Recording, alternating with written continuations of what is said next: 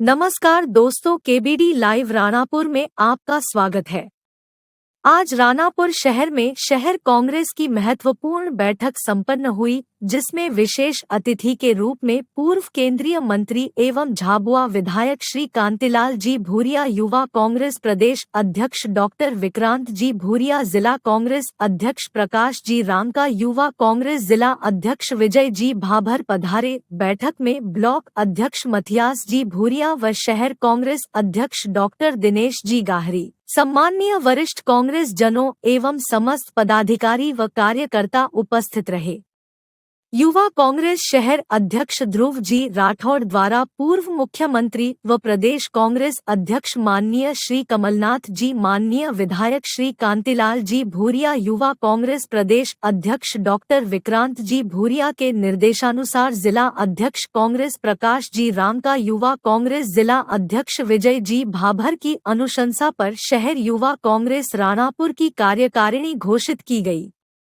सभी नवनियुक्त पदाधिकारी को शीर्ष नेतृत्व द्वारा नियुक्ति पत्र प्रदान किए गए एवं बधाई प्रेषित की गई। बैठक में उपस्थित सभी कांग्रेस जनों ने नवनियुक्त पदाधिकारी को बधाई दी एवं उज्जवल भविष्य की शुभकामनाएं प्रेषित की। क्या कहा डॉक्टर विक्रांत भूरिया ने, सुनिए वीडियो में। के भाइयों से मिला, महिलाओं से मिला, बहनों से मिला, पीड़ित लोगों से मिला, और एक चीज जो सामने आई है कि ये जो मौका है ये हमें गंवाना नहीं। और जब यात्रा में मैं निकला, इतना जबरदस्त जन समर्थन मिला। सुरेश भाई से कई बार झाबों में भी इस बात पर चर्चा होती है कि हमारा अस्तित्व क्या है।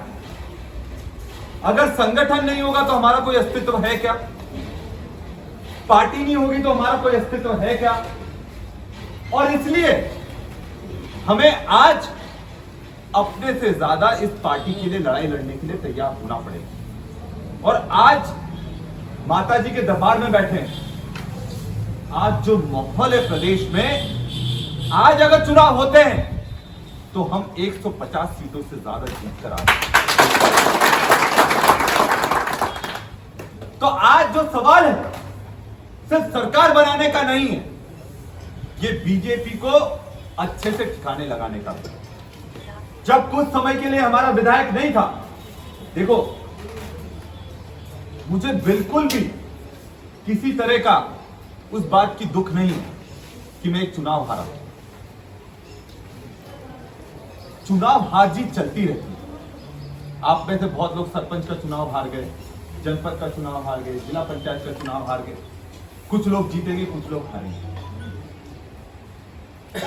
पर सबसे बड़ी बात है कि हम उस हार से क्या सीखते हैं। मैंने भी अपनी हार से बहुत कुछ सीखा, और शायद अगर मैं वो चुनाव नहीं हारा तो शायद मैं यूथ कांग्रेस का प्रदेश अध्यक्ष नहीं बन पाता। एक दरवाजा बंद होता है तो दूसरा दरवाजा खुलता है। अगर मैं घर पर ये सोचकर बैठ जाए कि यार अब तो चुनाव हार गए, अब जिंदगी में क्या है, भगवान की देर में घर में देर हो सकती है पर अंधेर नहीं है। और जो मौका मिलेगा, अगर सही रास्ते पर हम चलेंगे तो बहुत जबरदस्त मौका मिलता है। आज फिर एक मौका मिलेगा और बहुत ही जल्दी एक बहुत अच्छी खुशखबरी सबके बीच में आएगी सामने। और तब मैं ये चाहता हूं कि आप लोग पूरी ताकत से साथ में, क्योंकि ये जो मौका जब सरकार बनने का हमारे पास आ रहा है तो ये बहुत जरूरी है कि हमारे यहां से मजबूत व्यक्ति को हम चुनकर भोपाल की, और इतनी ताकत हो कि वो जो काम भोपाल से लाना हो, ताकत से लाने की क्षमता रखता हो। आज जब आदिवासी स्वाभिमान यात्रा का समापन हमने झाबुआ में कर, मध्य प्रदेश का ऐसा एक भी बड़ा नेता नहीं था जो वहां पर उपस्थित नहीं था। दिग्विजय सिंह जी भी आने वाले थे, उनकी वोटिंग हो गई। उसके बाद वो हमारे पास में जब भोपाल में मिले, जब इलेक्शन कमेटी की बैठक हुई 20 तारीख को, तो पूरे बैठक में सिर्फ एक चीज की तारीफ हुई पूरे प्रदेश के नेताओं में, बोला कि आदिवासी स्वाभिमान यात्रा इतनी जबरदस्त निकली है, उससे कहीं ना कहीं कांग्रेस पार्टी को बहुत बड़ा पूरे प्रदेश में लाभ मिला। तो साथियों, ये जो जवाबदारी आगे मिलेगी ये आपके बिना मुमकिन नहीं है, और आप लोगों का समर्थन इसलिए भी जरूरी है क्योंकि हम सिर्फ जीत के लिए नहीं लड़ रहे हैं, हम ऐतिहासिक जीत के लिए लड़ रहे हैं। जितनी ताकत से आप हमें मजबूत करेंगे उतनी ताकत से आपकी बात मजबूती से भोपाल में रखेंगे, और ये विश्वास हम दिलाते हैं आपको कि जब सरकार आएगी तो आप लोगों को किसी भी कार्य के लिए इधर उधर भटकने की आवश्यकता नहीं पड़ेगी। चाहे वो छोटा काम हो, चाहे बड़ा काम हो, चाहे डीपी का काम हो या जल संकट का काम हो। और ये बीजेपी वालों की मानसिकता तो उसी चीज से पता लगती है कि जब टैंकर हम राणापुर में दे रहे थे, आप लोगों को मालूम नहीं, कलेक्टर ने आपत्ति दी। ये आपत्ति दी गई कि टेंडर नहीं निकले। आज जब डीपी हम लोगों को दे रहे हैं, कलेक्टर ने आपत्ति दी और बकायदा लेटर जारी करा कि कोई भी डीपी निजी जमीन पर नहीं लग सकती। अब मुझे बताइए, डीपी अगर निजी जमीन पर नहीं लगेगी तो कहां लगेगी? किसी के खेत में लगानी है, किसी के कुएं पर लगानी है, किसी गांव में लगानी है। आजकल तो सारी जमीनें किसी न किसी के अधिकार क्षेत्र में है, और इनका एक ही प्रयास है, जिस चीज से इनको दिक्कत है कि सरकार नहीं होते हुए भी कांतिलाल भूरिया जी ने इतना जबरदस्त काम कैसे कर दिया। आज इतनी सारी डीपी झाबुआ जिले, झाबुआ विधानसभा में हमने दी, और जो कार्य विधायक निधि से बाहर का था वो कार्य भी करता दिखाया। और इसका सबसे बड़ा उदाहरण देते हैं, इतनी आपत्तियों के बाद भी हमने टैंकर दिया, पर वो टैंकर इन्होंने बाहर निकाला क्या?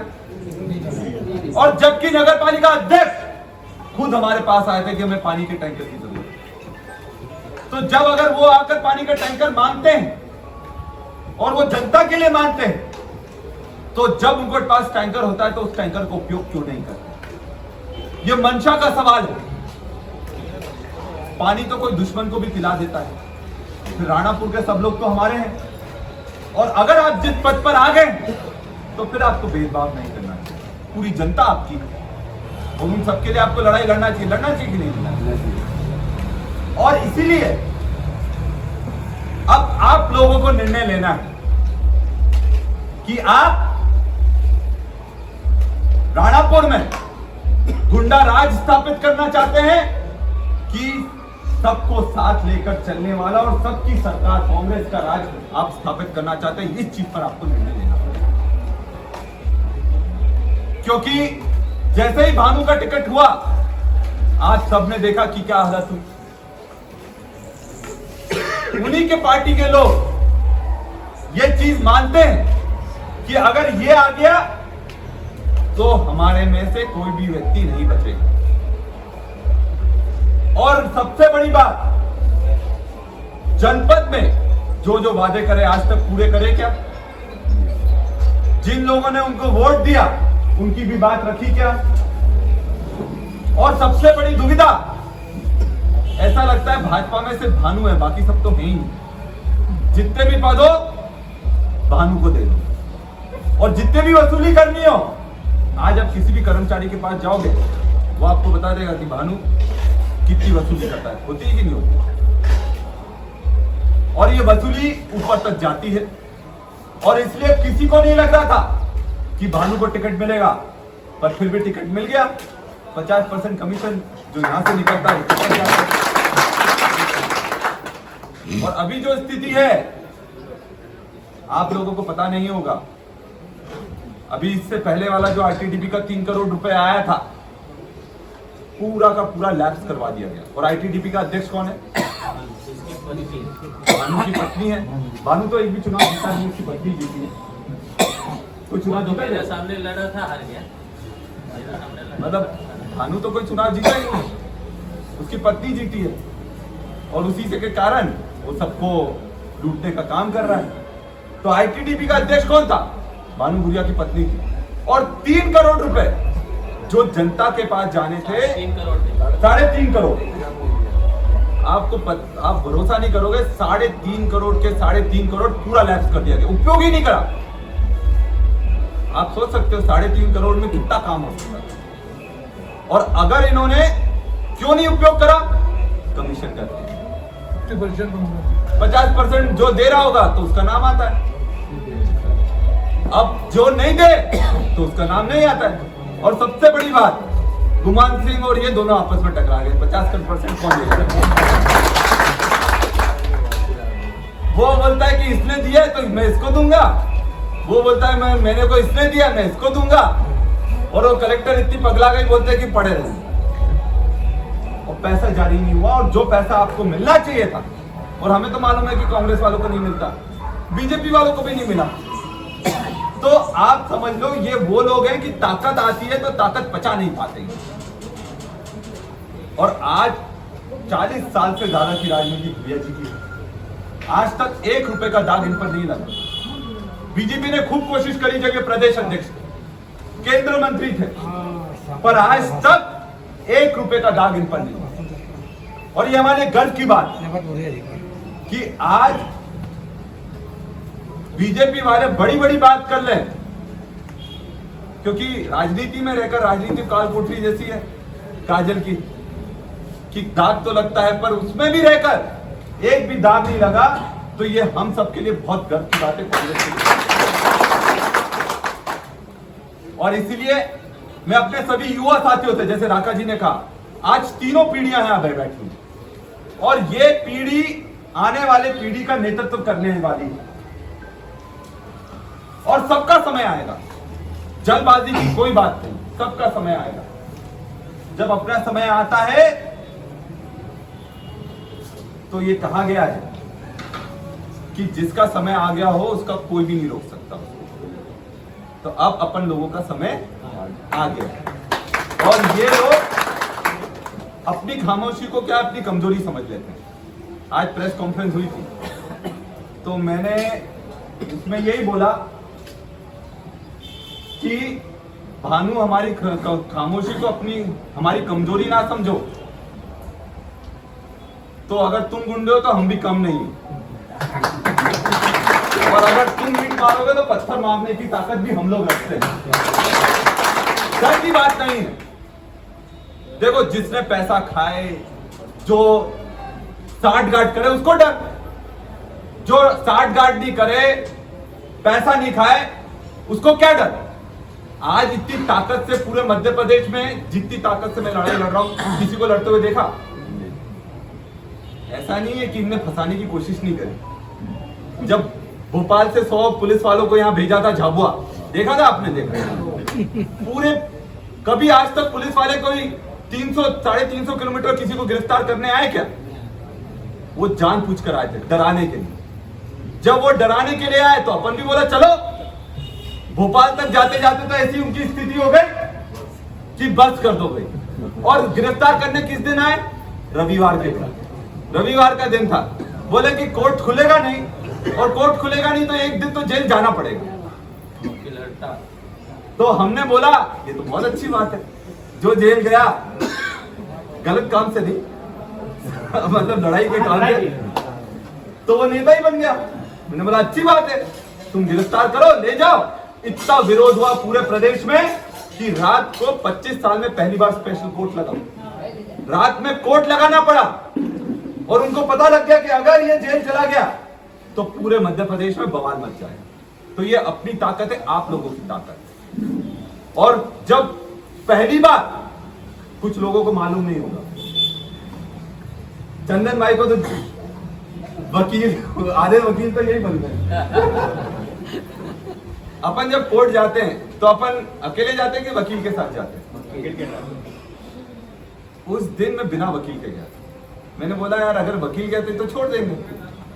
तो जज, वकीलों की हड़ताल भी, पर वकील तो हड़ताल थी, पर अपने पास तो थे वकील। तो मैं जब गया कोर्ट तो बाहर जो मांडवाली वाले रहते बोलते हैं कि यार आप है ना एक काम करो कि अपनी जमानत के लिए एक अर्जी डाल दो, अगर अर्जी डालोगे तो आपकी जमानत हो जाएगी। तो मैंने बोला क्यों डालूं, क्योंकि मुझे मालूम था अगर लिख दिया तो कल पूरे पेपर में फ्रंट पेज पर छाप देंगे कि इन्होंने जमानत मांगी और इनको जमानत मिली। तो मैंने तो एक मेरे साथ एक और जन था, मेरा यूथ कांग्रेस का ही लड़का था, क्योंकि हमने राहुल गांधी जी के समय जब उनकी सदस्यता समाप्त हुई थी हमने ट्रेन रोकी थी पूरे देश में, सिर्फ मध्य प्रदेश में ट्रेन रुकी थी पूरे देश में। मतलब आप सोचो कि कितनी ताकत रखना पड़ती है कि पूरे देश में एक ही जगह ट्रेन रुकी और वो हमारी भोपाल है। और जो जज है उसने ये बोला कि आप वकील करना चाहते हैं कि नहीं करना चाहते। मैंने बोला नहीं करना चाहते साहब। उसने बोला आप जमानत की अर्जी देना चाहते हैं कि नहीं देना चाहते। मैंने बोला नहीं देना चाहते साहब। तो बोले आप कम से कम अपने पक्ष में कुछ तो कहना चाहते हैं। तो मैंने बोला नहीं कहना चाहते साहब। तो फिर मेरे को बोलता है घर पर तो बताकर आए हो। तो मैंने बोला घर पर बताकर आए हैं, क्योंकि मैंने मेरी पत्नी जो शीना है उसको भी रात में नहीं बताया। रात में खबर आ गई थी मेरे पास कि पुलिस कल गिरफ्तार करने आएगी, तो हो तो या तो निकल जाओ या फिर रुक जाओ। मैंने बोला अगर इसको बता दिया रात भर दिमाग खा जाएगी कि कहाँ जा रहे हो, इससे अच्छा तो निकल जाओ। तो उसको भी सुबह बताया मैंने जब पुलिस आ गई। तो जब जज ने ये सुना तो फिर वो अंदर गया। मैंने बोला अब लगता है ये अपने पुराने 50 केसेस है उनको भी निकाल कर लाएंगे और ये लंबा भेजेंगे अब अंदर। तो मेरे साथ में जो खड़ा था मैंने बोला यार कपड़े ले आया यार क्योंकि अब जेल में तो जरूरत पड़ेगी। अब तू तो एक दिन के लिए जाएगा, मेरे पर तो पूरे प्रदेश में 50 केसेस, कई सागर में है, कई बालाघाट में है, कई रीवा में है। तो ये तो मेरे को लंबा भेजने वाले हैं, तो अपन कपड़े मंगवा लेते हैं, अब होगा जो भी होगा। तो बोले हाँ भैया आप सही बात है। पर वो जब बाहर आया जज तो किने तो उसके बात ही अलग। तो बोलता है कि हमने जो निर्णय लिया है वो ये लिया है कि आपको बिना शर्त बिना मुचलके के जमानत देते पहले तो। और जो पुलिस है उसने बिल्कुल गैर कानूनी काम करा है और पुलिस को उस दिन नोटिस जारी हुआ कि आपने गिरफ्तारी कैसे करी, असंवैधानिक। मतलब ये गिरफ्तारी असंवैधानिक है। और उसका ये नतीजा हुआ कि आज तक उसके बारे में एक बार भी पुलिस वापस आई नहीं मेरे पास। बोले कि यार ये फिर छूट जाएगा, फिर गाली देगा और फिर हमारी किरकिरी होगी। तो बात यह है कि जो कुछ भी करो अगर आप सही हो तो डरो मत, लड़ाई ताकत से लड़ो। एफआईआर चलती रहती है, अपनी सरकार है कि सारी एफआईआर हटवा देंगे, ये हमारी जवाबदारी है। ताकत से लड़ाई लड़ो। और ये तो क्या है, आप जितना इसमें मंजोगे, लड़ाई लड़ोगे, पुलिस आपको 8-8 घंटे, एक दिन, 2-2 दिन भी बिठा सकती है, पर डरना मत, लड़ाई अच्छे से लड़ो। और इसीलिए मैं बोल रहा हूं कि अपने झाबुआ जिला बहुत मजबूत है, क्योंकि यहां पर कार्यकर्ता बहुत मजबूत है। थोड़े बहुत मन मुटाव कहीं भी हो सकते हैं, कोई बड़ी बात नहीं, पर मन मुटाव से आज पार्टी को मजबूत करने का समय, लड़ाई लड़ने का समय। और जिस तरह से भाजपा के लोग ये फर्जीवाड़ा कर रहे हैं, इनको वापस भेजने का समय। रोजगार अभी तक मिला क्या हमको? नहीं मिला। पटवारी घोटाले में सबने देखा क्या हुआ। पटवारी में 15-15 लाख रुपए में सीट बेची गई और टॉप 10 में से 7 लोग एक ही कॉलेज के और वही विधायक के कॉलेज के, जो भाजपा का विधायक है ग्वालियर। और उसमें सबसे बड़ी चौंकाने वाली बात है, जो टॉप 10 में है उनसे जब सवाल करा गया कि मध्य प्रदेश की राजधानी क्या है, तो बोलते दिल्ली। आप सोच लो, मतलब ऐसे लोग जिनको ये नहीं मालूम कि मध्य प्रदेश की राजधानी भोपाल है, उनको पटवारी में टॉप 10 में आ गए। बोलो टॉप 10 में आ गए। और ये मैं झूठ नहीं बोल रहा हूं, माता जी के यहां पर बैठे हैं, आप YouTube पर खोलकर देख लो। और जब ऐसे पटवारी बनेंगे तो क्या होगा, आपने ग्वालियर में देखा होगा एक पटवारी 10,000 के नोट खा गया। देखा कि नहीं देखा? देखा कि नहीं देखा? खा गया। तो वो पैसा ही खाएगा जब अगर पैसा देना पड़ेगा उसको। तो अब हमने लड़ो, ताकत से लड़ो और आपको कहीं किसी चीज की दिक्कत नहीं आने देंगे, ये हमारी जवाबदारी है। पर ये लड़ाई 2 महीने की लड़ाई नहीं है, 5 साल की लड़ाई। 5 साल हो गया, 19 साल हो गए, बहुत संघर्ष कर लिया हमारे लोगों ने। अब समय आ गया है जो लोग रूठे हुए हैं उनको भी मनाओ, साथ में लाओ। और ये आपकी ताकत है कि अगर हम ऐतिहासिक मतों से ये सीट जीतेंगे तो उसमें आप सबको पूरी ताकत से लड़ना पड़ेगा और इस तरह से चुनाव लड़ना पड़ेगा जैसे आपका चुनाव है। तो आप सब लोग चुनाव ताकत से लड़ने के लिए तैयार हो कि नहीं हो? देखो, जो हाथ नहीं उठाएगा मां देख रही, और जिसने हाथ उठा दिया तो पलटना मत, नहीं तो फिर भी मां देख रही।